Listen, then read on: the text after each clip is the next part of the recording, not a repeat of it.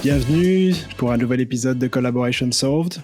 Aujourd'hui, on va explorer en quoi la solitude peut devenir un moteur de collaboration. Moi, c'est Pierre-Cyril Denan, mais tu peux m'appeler PC. Et aujourd'hui, je suis avec... Claire Solinger. Salut Pierre-Cyril. Salut Claire, très content de t'avoir. Bah oui, pareillement. Je suis contente de venir parler de solitude et de collaboratif avec toi. Deux idées qui peuvent sembler un peu contradictoires, mais l'une côte à côte. Et pourtant, dans notre discussion préalable à l'enregistrement de ce podcast, on s'était entendu que prendre des décisions comme ça un petit peu au pied levé, être en interaction à plusieurs, ça pouvait être un petit peu stressant, ça pouvait être un petit peu, l'accumulation pouvait être compliquée. Et tu me faisais part d'une de tes techniques que tu utilisais pour te préparer à ces moments-là. Et oui, parce que c'est vrai que donc moi ce qui m'anime dans la vie, c'est la créativité au sens large, donc la créativité visuelle en fait quand même assez particulièrement. Et de ce que je me rends compte quand on collabore ensemble, enfin quand on est à plusieurs, souvent on n'a pas eu ce temps de se préparer à aller vers l'autre. Et on est toujours avec ce côté où on cumule plein de tâches, de rencontres, de choses importantes entre guillemets. Et puis le temps de préparation, ces petits temps de parenthèse avant d'aller dans autre chose, on n'en prend pas forcément soin. Puis ça moi j'ai remarqué que ça avait des influences sur ma présence, sur mon envie de participer, sur ma patience aussi surtout. Donc c'est vrai que j'ai essayé de me trouver des techniques pour moi me recentrer et être finalement pleinement présente dans les moments collaboratifs. Et juste avant d'aller plus loin, mais dans la collaboration, c'est comme là, être ensemble, dès qu'on est avec quelqu'un d'autre. La collaboration, c'est pas forcément d'être avec 5, 6 ou 10 personnes. Ça peut se faire juste avec une autre personne. Ça commence à 2, c'est ça? Exactement. Ouais, c'est ça. Bah oui. Et donc, toi, t'as découvert comment le fait que c'était si important pour toi de s'offrir ces moments-là? Je m'en suis rendu compte dans ma jauge d'énergie, en fait. C'est-à-dire que si j'ai pas pris un temps d'arrêt, et ce temps d'arrêt, ça peut être simplement d'aller me chercher un verre d'eau ou de me sortir de ma chaise de bureau et d'aller à l'endroit de rencontres, tous ces genres et puis enfin surtout avec le télétravail, ça a vraiment aussi enlevé tous ces aspects de déplacement qui finalement étaient super importants sur les petits moments de pause, mais je l'ai vraiment plus remarqué dans mon niveau de concentration. J'étais pas souvent présente en fait quand j'avais pas pris ces temps d'arrêt finalement. D'ailleurs, j'ai fait des recherches, on appelle ça des temps blancs. Je trouve ça assez joli aussi, temps blanc. Donc il y a plein d'articles aussi là-dessus sur internet, et il y a une entreprise qui s'appelle Deux Saisons québécoise qui en parle beaucoup aussi de l'importance de ces temps blancs qu'on met souvent sur l'idée que c'est une perte de temps, qu'on a tellement d'autres choses plus importantes à faire que simplement se reconcentrer et voilà. Et finalement, parfois je pense qu'on le fait tous un peu, des fois peut-être inconsciemment, mais dès qu'on met la conscience là-dessus, je trouve qu'on donne une autre direction aussi à ça. Je sais pas ce que t'en penses toi. Oui, je me rappelle avoir souffert aussi pendant le Covid, pendant le télétravail 100%, de pas avoir de pause mentale, des temps blancs. Bon, c'est la première fois que j'entendais ce terme, mais effectivement, il évoque plein de choses. Je me suis rendu compte, j'ai pris conscience finalement que je manquais beaucoup d'espace mental. Et j'avais trouvé plein de solutions à ça, à faire une marche dehors, appeler un ami, appeler sa famille. Il y en avait plein, mais c'était pas vraiment si facile que ça à faire. Non, hein, c'est pas évident. La conscience, prendre conscience, c'est la première étape, mais après, passer à l'action, c'était vraiment, vraiment, vraiment pas simple. En fait, c'est vraiment de voir, enfin, quand tu vas vers dans un temps collectif, c'est aussi de se dire qu'est-ce que j'ai besoin là. En fait, c'est venir un peu se poser la question avec soi-même de quoi j'ai besoin avant d'aller dans cet endroit-là. De quoi j'ai besoin? Ça, c'est ma question que je me pose, je pense, 1 million de fois par jour. De quoi j'ai vraiment besoin? Est-ce que j'ai besoin de détendre mon corps, de bouger un peu les bras? Est-ce que j'ai besoin d'aller chercher de l'eau parce que genre je suis complètement déshydratée?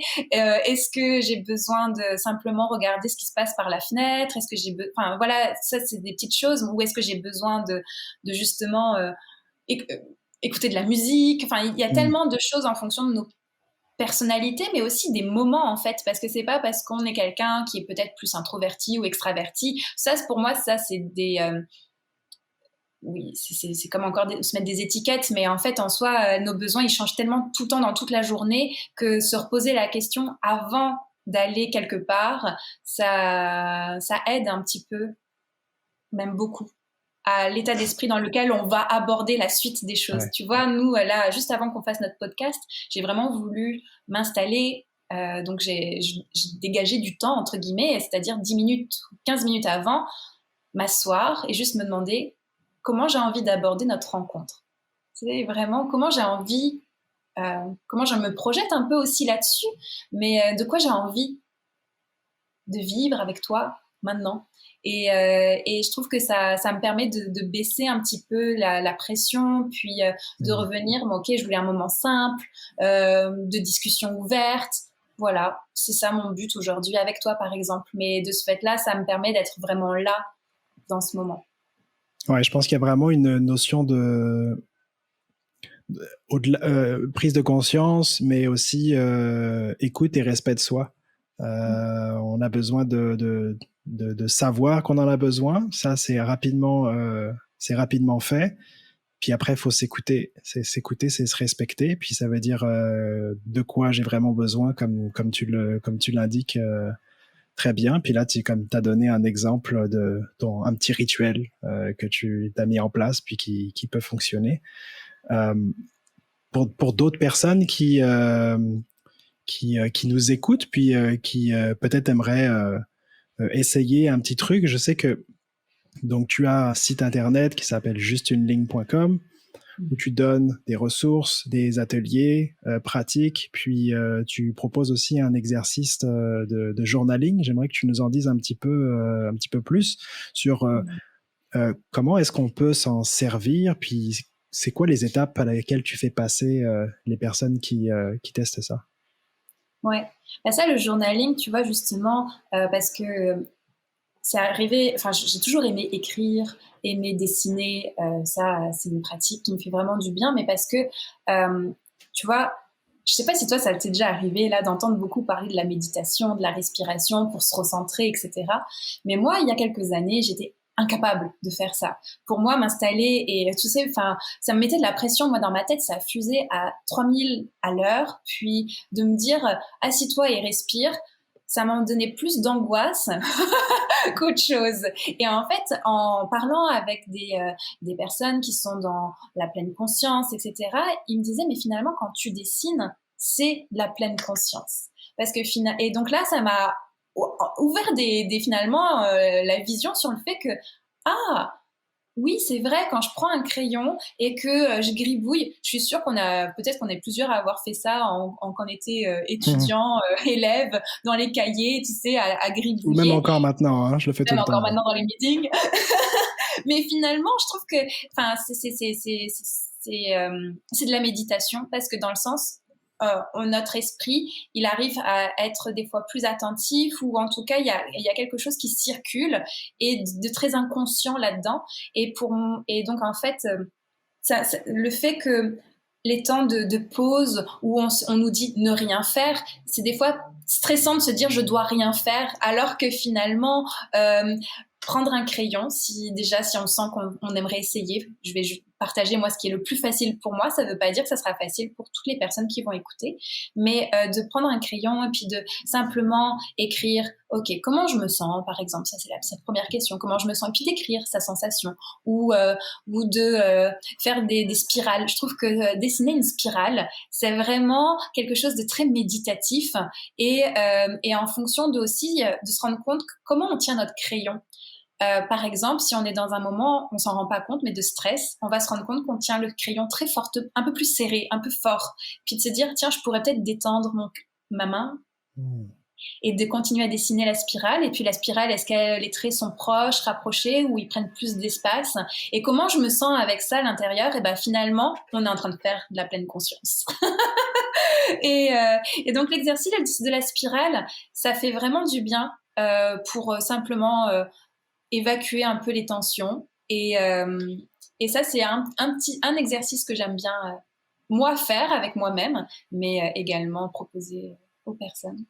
J'aime beaucoup cet exemple parce que ça me rappelle un atelier d'immersion au Liberating Structures que j'ai fait il y a quelques années avec Vienna Bloom, qui a été aussi mon invité pour un podcast.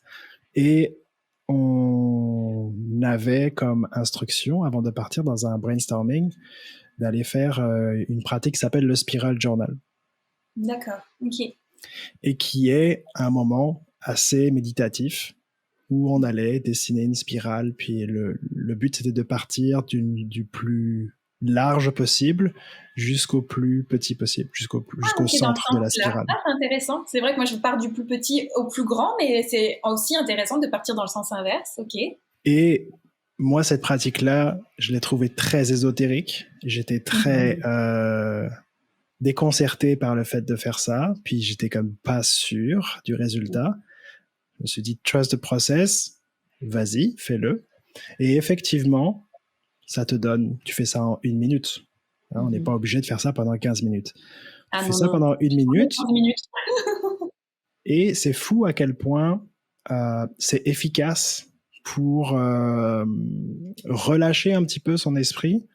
Et là, on était dans des meilleures conditions pour avoir peut-être une discussion un petit peu plus conflictuelle ou qui allait partir dans l'émotif. Ouais. Donc, c'était comme un peu qu'une préparation à accueillir le prochain moment qui allait être plus difficile. Et c'est ça, c'est que cette mécanique-là me rappelait cet atelier-là. On pourra le mettre en lien dans l'épisode, le Spiral Journal. Ouais, bah complètement.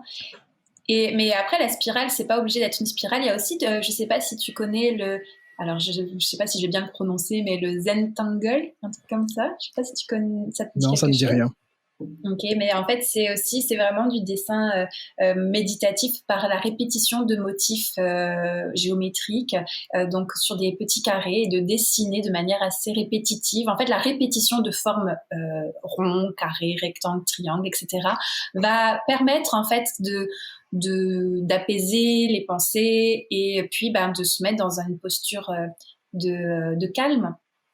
Et parfois si on est un peu attentif, on peut se rendre compte qu'on a des formes qui vont venir peut-être dans un certain style d'état d'esprit. Par exemple, il y a une rapidité du geste. Enfin voilà. Donc, à force de pratiquer, des fois, on va peut-être se rendre compte que, dis donc, je suis bien plus tendue que ce que je pensais. Donc ça vient un petit peu jouer là-dessus. Mais alors après, là, on est vraiment sur du dessin. Peut-être certaines personnes vont se dire, oui, bon, ça, moi, l'intégrer dans ma routine, c'est genre trop loin, mais c'est là où simplement écrire, mais le contact au papier crayon, on en avait parlé, puis on pourra continuer à en discuter là-dessus, mais le contact du papier et du crayon vient vraiment amener une présence et un calme, parce que déjà on coupe l'écran, ça fait du bien aux yeux. Il faut pas oublier de ménager notre vision, puis de revenir au papier. Il y a quelque chose de chaleureux, il y a les sensations. Je trouve que c'est vraiment important aussi de les observer dans notre journée. Donc le crayon papier, papier, c'est un bon moyen s'exprimer, pour dire ok, alors où j'en suis juste là. Donc dans mes techniques de journaling, comme j'en parle souvent, c'est de prêter attention. Ah bah tiens, là je vais en salle de meeting à cet endroit-là, ou Mm. simplement prendre conscience de ce qui nous entoure. Je pense que c'est ça les temps blancs aussi, c'est de revenir Mm. dans le moment présent. Ouais, puis pour revenir au papier crayon, moi je suis pas un spécialiste des neurosciences, mais c'est quelque chose qui m'intéresse aussi. Puis j'avais lu que le fait d'avoir une action physique, papier, table à dessin ou tableau blanc, etc., mais d'aller soi-même dessiner, le fait que le cerveau commande physiquement la main à faire quelque chose, au niveau, il y a beaucoup plus à la fois on retient mieux l'information, on la sort mieux, mais il y a un niveau de conscience qui est beaucoup plus élevé que si on faisait juste le taper à l'ordinateur. Ouais. Puis il y a les joyeux accidents. Ça, j'adore. Tu sais, vraiment, le Ah côté oui? quand tu prends un crayon et que tu fais quelque chose, bah, déjà, c'est ta main qui fait, d'accord? C'est pas ton cerveau. Même si tu essayes de lui ordonner quelque chose à ta main, tu vois, de lui dire, OK, fais-moi un rond, mais ta main, peut-être qu'elle va pas réussir à faire un beau rond. Elle va faire une patate. Et donc là, toi, au fond de toi, ça va peut-être te rendre un peu comme frustré, irritable, un peu déçu de toi-même, mais la patate, elle est là, ok? Et donc là, maintenant, le but, c'est de te dire, ok, bah, ça fait un joyeux accident, puis je continue, en fait. Et parfois, à force de voir des choses un peu inattendues, surprenantes, et ben, ça te fait aussi prendre conscience que, ben, la vie, c'est ça. Tout simplement que on peut pas tout faire comme on a prévu dans notre tête, c'est pas possible, et que bah ces moments imprévisibles vont faire émerger quelque chose en fait. Par exemple, peut-être que ça va te faire rire. Ok, mais et on sait que le rire c'est tellement précieux que ça vient enlever de la tension, puis ça vient aussi ramener un bon état d'esprit avant un meeting. Quand tu arrives avec quelqu'un qui vient d'avoir un fou rire, bah là d'un coup il y a une nouvelle énergie qui arrive. Donc c'est ça, les joyeux accidents, le papier et le crayon offrent ça, puis c'est tellement agréable de revenir à ça, à ces imprévus. Et puis c'est pour ça que je trouve que c'est toujours assez intéressant de le faire avant des moments collectifs, se revenir avec ce papier crayon, parce que ça permet à tout le monde de revenir un peu à quelque chose que on ne sait pas ce qui va se passer, puis d'ouvrir une énergie de partage. J'ai pas, ouais, voilà, ça met de la vie un peu là. Que Ouais. là, si on est tous avec notre ordinateur en train de préparer nos partages d'écran, bon, voilà. Moyen. Moyen, mais je sais pas, voilà, ça peut être un... Et donc, justement, tu vois, comme on parlait de ces temps, ok, individuels, ok, j'arrive peut-être à m'organiser avant des meetings, à essayer de mettre ces routines ou ces habitudes, mais parfois, bah, on n'y arrive pas. Et je trouve que ça peut être intéressant quand on est organisateur de meetings, hein, qu'on va de proposer au groupe. Là, on va pas démarrer directement dans le vif du sujet. On va simplement s'installer tranquillement, prenez ce qu'il vous faut, juste mettre un cadre de on s'installe ensemble. Voilà. Puis pas forcément d'aller tout de suite dans le côté on va parler du sujet, de passer tout de suite direct à l'action, mais de se dire on se dépose, voilà, et après on commence. Ça peut être aussi simple entre guillemets que ça, mais si finalement on est tellement là à vouloir toujours optimiser notre temps que ça peut être un super défi de mettre en place ce genre de choses. Je le sais pour l'avoir vécu tellement de fois, de se dire je veux pas faire perdre du temps aux gens, enfin le groupe a plein de choses à faire, mais parfois quand il y a vraiment ce temps d'accueil, et ben après on arrive aussi à avoir un moment collectif différent, peut-être plus aligné, ou en tout cas les vrais sujets vont peut-être arriver finalement. J'adore l'image des joyeux accidents. J'ai comme Bob Ross qui est en train de peindre dans ma tête. Mais c'est super comme chose. Donc ça veut dire que on peut les provoquer, ces joyeux accidents-là. Bah oui. À part la spirale, est-ce que tu as d'autres choses qu'on peut essayer qui permettent de provoquer des joyeux Alors sur mon blog, accidents. il y en a certains comme celui de la ligne avec les émotions. Juste une ligne, ça vient de là. Hein. Souvent, je dis dessinez juste une ligne. Enfin, juste une ligne et voyez ce qu'elle donne. Alors, ça peut être des courbes, une ligne qui va dans tous les sens. Voilà, ça, ce genre de choses. La ligne, elle est incroyable pour se laisser aller en fait. Par exemple, un exemple plus concret pour vraiment être pour le pratico-pratique, de prendre le crayon à un endroit et ne pas le lâcher et ne pas lever le crayon de la feuille en fait et de remplir ça en voilà, tout simplement. Et puis on voit ce que ça donne. Ça c'est pas forcément des spirales, ça peut aller dans tous les sens, des traits qui se rapprochent, des traits qui s'éloignent et ça fait un espèce de gros barbeau. Et là, en meeting, on pourrait dire, ok, le premier qui trouve quelque chose de réaliste à l'intérieur de ça, dit ce qu'il voit là. Enfin voilà, donc, et on vient d'avoir un brise-glace, tout simplement. Peut-être, entre guillemets, il faut voir, il faut mettre le contexte, etc. Mais on peut faire participer l'imagination collective et se rendre compte que, je sais pas, moi je vois un canard, je vois un arc-en-ciel, et puis là d'un coup, bah ça me fait penser à le week-end dernier, j'ai fait ci, cela, et puis on vient de créer un moment de partage spontané et puis d'apprendre à connaître les gens avec qui on partagera le moment qui va suivre. Donc pourquoi pas? Je viens de lancer ça. Il faudrait vraiment le pratiquer là. Mais... J'adore. Ouais. Tout ça avec un crayon et une ligne. Juste une ligne. Ouais. C'est parfait. Ouais, c'est ça. J'aimerais juste revenir sur l'exercice de journaling parce que tu nous as parlé d'une question. Ouais. On prend une feuille, un journal, ce qu'on veut, un crayon, on essaie d'y aller, de faire marcher son cerveau avec sa main attachée dessus. C'est quoi le set de questions que toi tu aimes proposer pour déposer justement ses idées? Est-ce que tu as un set de questions comme ça avec lequel tu aimes travailler? J'en ai plein des questions. J'adore ça, les questions aussi. Tes préférées alors? Mes préférées, ouais. Qu'est-ce qui a été important pour moi aujourd'hui? C'est vraiment, alors ça c'est plutôt dans les côtés clôture. C'est vrai que le journaling, moi je vais plutôt le faire quand même en fin de journée ou en début de journée, mais ça c'est d'autres genres de questions. Donc on va rester plutôt sur la fin parce que finalement, quand on termine sa journée, alors on n'est peut-être pas dans le cadre, on va passer dans un moment collectif avec un meeting, mais on est plutôt dans le cadre, je termine ma journée, puis je vais peut-être aller dans ma vie personnelle ou je vais aller dans un autre moment. Et j'aime ça me poser cette question, qu'est-ce qui a été important pour moi aujourd'hui? Puis de voir ce qui arrive. Ça peut être, je sais pas, enfin, il peut y avoir tellement de choses qui ont été importantes.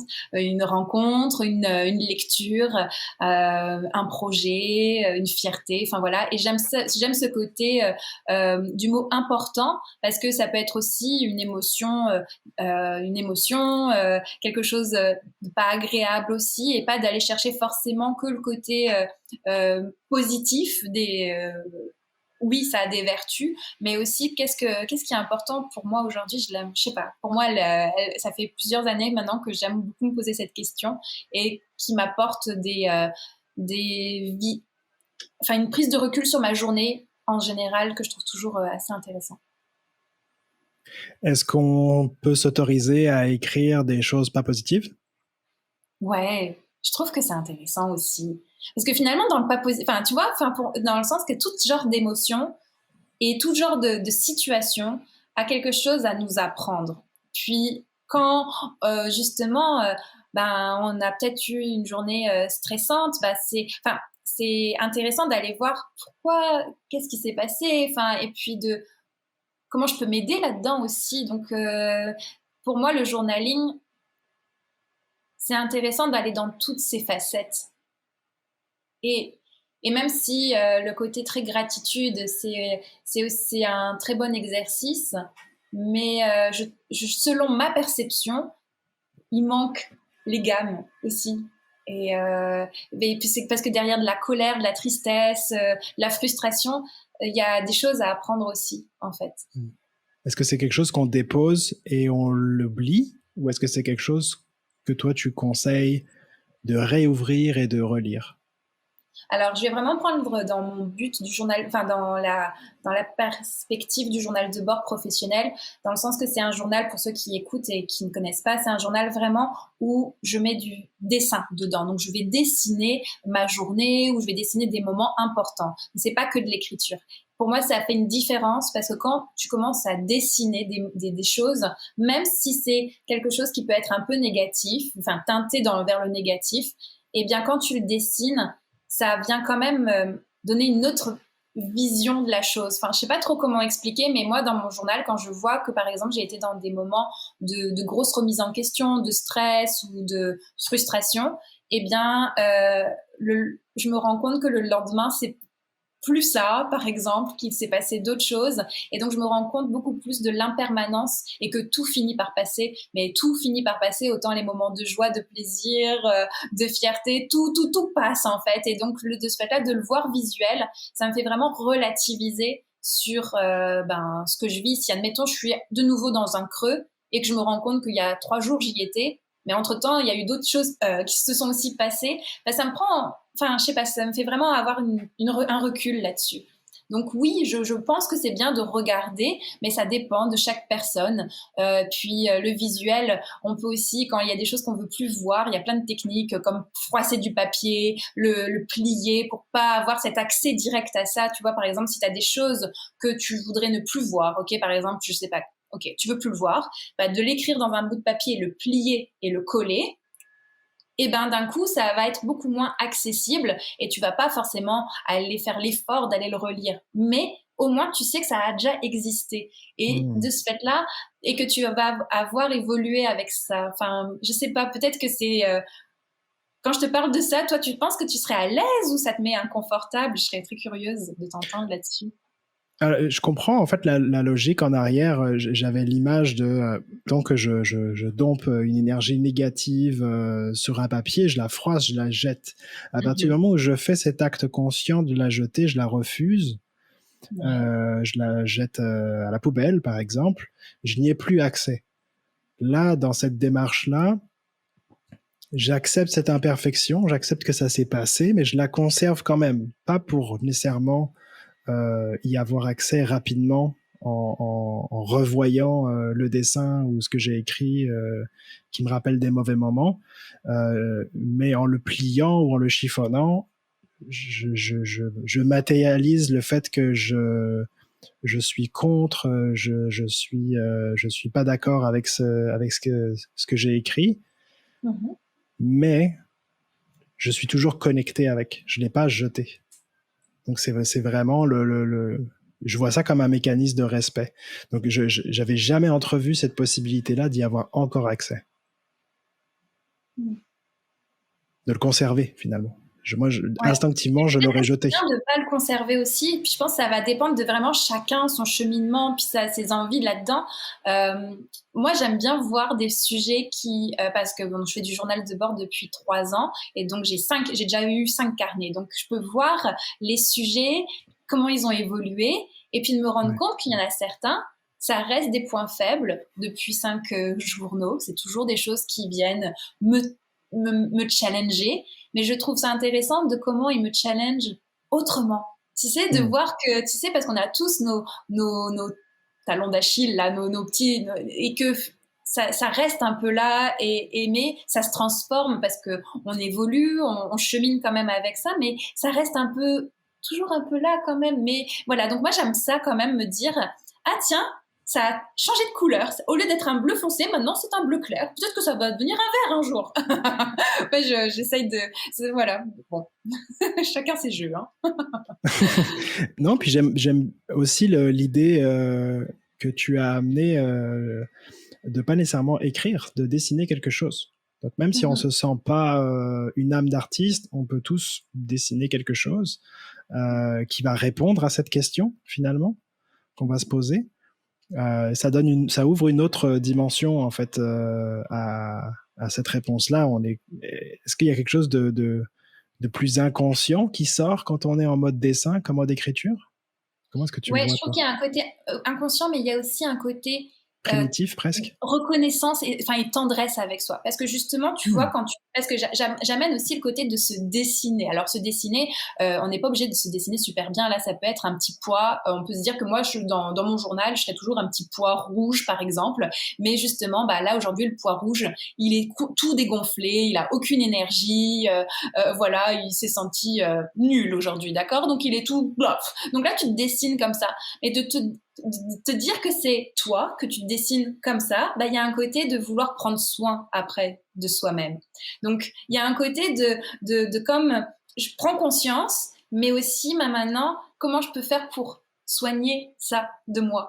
Et je trouve que ça vient, en tout cas, pour ma part, ça m'aide aussi à me dire, ok, j'ai peut-être besoin là d'aller appeler un ami ou aller faire une marche ou écouter de la musique que j'aime, me préparer un chocolat. Enfin, tu sais, c'est comment pour regonfler mon petit pois. Voilà. Chocolat, la solution à tous les problèmes. Complètement. Est-ce que répondre à ces questions-là, est-ce que c'est quelque chose qu'on s'autorise à partager à d'autres? Non. Et oui. Comme ça fait toutes les différences. Non et oui. Alors, non de base, pour moi, quand c'est dans le moment présent, quand tu es en train de faire, surtout si on va aller dans les prismes des émotions, plus de vulnérabilité, ok, où on sent qu'en nous-mêmes, on a besoin aussi de les intégrer. J'ai une tendance à dire, vivons les choses aussi pour nous-mêmes, ok, avant de toujours vouloir partager au monde entier, de les vivre avec soi, puis un jour, on pourra peut-être le parler, le verbaliser, le montrer. Mais il y a un temps pour soi, je crois, qui est très important, et que avec tous les réseaux sociaux et tout ça, parfois on est trop dans le vouloir le montrer ou l'exprimer, et le retour à soi, c'est quelque chose que j'insiste beaucoup avec les personnes qui rejoignent le journal de bord, de dire c'est pour vous. Le journal n'a pas une vocation à être montré. Quand tu le montres, il faut que tu en sois pleinement conscient que tu es en train de montrer une page et que tu es à l'aise avec ça. Après, pour moi, il y a aussi une différence. Si j'utilise le dessin en termes d'animation de meeting, là, je vais aller chercher d'autres façons de faire. Mais quand on va toucher aux émotions très personnelles, être d'accord à ce qu'on va le montrer ou ce qu'on va montrer de soi, je pense que c'est important de laisser un peu le temps. Ouais, je pense que tu vois, c'est quelque chose que je fais peut-être pas suffisamment, un peu trop impulsif. J'essaie de faire attention, de prendre soin des personnes, donc j'essaie de pas partager des trucs trop négatifs, même si ça m'arrive. Là. Je suis absolument pas parfait. On parlait de clôturer sa journée et de prendre conscience de ce qui était important pour soi. Ça m'est arrivé de partager ça avec un collègue ou une personne, de lui dire tu as été le moment le plus important de ma journée. Et c'est encore plus drôle quand c'est quelque chose de vraiment pas important dont on a discuté, parce que ça permet de se dire ma journée a été tellement de la merde que ta blague sur le canard était vraiment la meilleure de ma journée. Mais là, pour ça, je suis complètement d'accord, par contre. Sur ça, je parle vraiment si on est allé dans les côtés très prisme des émotions, où on a peut-être besoin, en fait, c'est vraiment de le sentir à l'intérieur de soi. Mais parce que moi, ça, je le fais aussi quand je fais mon journal et que, je sais pas, mon coup de cœur, ça a été cette rencontre et autres. Et je trouve que justement, ça crée un lien tellement fort avec les personnes, mais c'est pas le montrer au grand public, c'est de cibler la personne à qui tu le montres. Là, on est encore dans une sphère de proximité, et tu as été mon coup de cœur de la journée. Je trouve que c'est une méga belle reconnaissance pour la personne aussi. Puis, et en même temps, ça montre à quel point on a tous un impact les uns avec les autres sur les uns et les autres, et que justement d'oser beaucoup plus le dire. Tiens, tu sais, quand tu as fait ça, ça a eu un impact sur ma journée. Mais mon Dieu, mais c'est magnifique. Donc oui, on fait ça. Je pense que ça ferait comme du bien à tout le monde. Quand j'avais commencé le journal de bord, je faisais ça en étant salariée dans une entreprise, etc. Et puis j'avais un grand plaisir à aller justement dire tu as été mon coup de cœur aujourd'hui. Ça fait du bien d'entendre ça quand même. Ça fait du bien. Écoute, Claire, tu as été mon coup de cœur aujourd'hui. Tu as rempli ma journée. Mais je le dis pas pour rien. Je le dis vraiment, ça m'a fait plaisir d'ouvrir cette boîte avec toi. Où est-ce qu'on peut te rejoindre, te retrouver? Bah là où je suis le plus active, c'est sur LinkedIn avec Claire Solinger, mon nom, vous pouvez me trouver. Et puis c'est là où je partage le plus de choses. Et après, sur juste une ligne, là, on va voir plus les ateliers, les choses plus particulières et autres. Mais c'est ça. Justuneligne.com. Oui. Est-ce que tu pourras nous partager un de tes articles de blog qu'on pourra mettre dans la description du podcast pour aller voir peut-être comment justement faire un genre de icebreaker ou de spirale et s'inspirer de ça pour le tester par la suite. Et puis j'ai une autre chose parce que on avait un peu parlé de ce sujet-là et puis ça m'a inspiré à faire un dessin. Donc j'ai fait une illustration qu'on va pouvoir mettre. Et donc ce que j'inviterai les gens, c'est là ils nous ont écoutés et de quels sont les mots-clés qu'ils aimeraient mettre autour de cette illustration. L'illustration, elle est là pour, elle a vraiment le fil conducteur de la conversation qu'on a eue. Et de voir qu'est-ce qu'on retient. C'est ça aussi l'important des temps blancs. Qu'est-ce qu'on retient de ce qu'on vient juste de vivre, en fait. Simplement intégrer. Simplement, je vais mettre grandement intégré, parce que c'est vraiment important de se dire, avant de sauter dans autre chose, comme là, je finis d'écouter ce podcast et puis je vais passer à faire encore autre chose. Mais qu'est-ce que j'ai intégré? Qu'est-ce qui a capté mon attention vraiment? Et justement, de le matérialiser sur le papier en utilisant le support que je mets à disposition, eh bien, peut-être que ça va faire réveiller des choses dans les prochains jours. Voilà. Allez voir le dessin que Claire a ajouté dans le podcast pour que vous nous donniez un petit peu ce que vous en avez pensé, puis surtout ce que vous retenez, ce qui a été important pour vous du podcast. Merci beaucoup, Claire. Merci beaucoup, Pierre-Cyril. On se retrouve pour un nouvel épisode dans quelques semaines et aussi sur la newsletter pour recevoir des trucs et astuces à mettre en place, ceux de Claire et ceux des autres invités, pour améliorer la collaboration dans votre équipe. Je vous dis à bientôt. Bye bye. Des bisous.